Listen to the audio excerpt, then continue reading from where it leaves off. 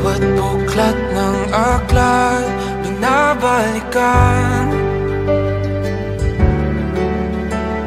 mga liham na ang laman, ligayang dala, ikaw lang ang may akda.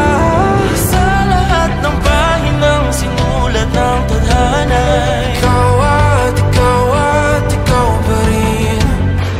ang yugtong paulit-ulit kong babalik-balikan. Sigaw ay ikaw pa rin.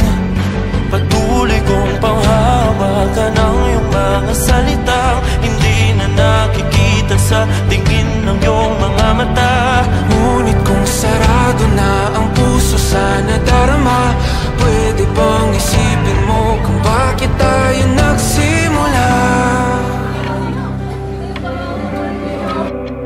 Ating katotohanan ay naging isang nobelang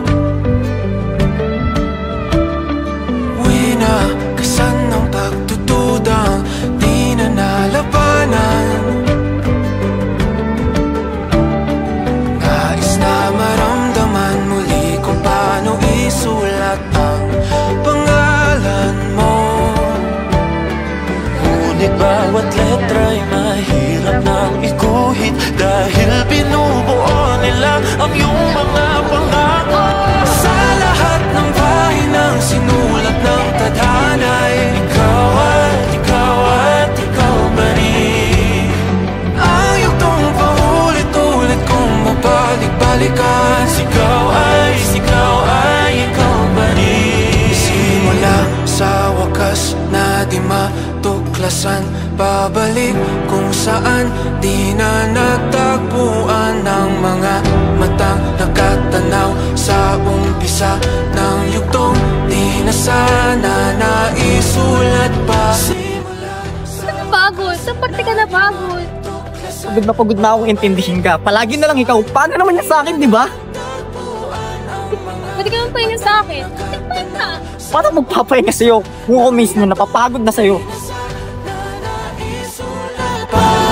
Sa lahat ng pahinang sinulat ng tadhana, Ikaw at ikaw pa rin. Ang yugtong paulit-ulit kong babalik-balikan. Sigaw ay ikaw pa rin. Patuloy kong panghahawakan ng iyong mga salita, di na nakikita sa tingin ng iyong mga mata. Ngunit kung sarado na ang puso sa nadarama, pwede bang isipin mo kung bakit tayo nagsimula?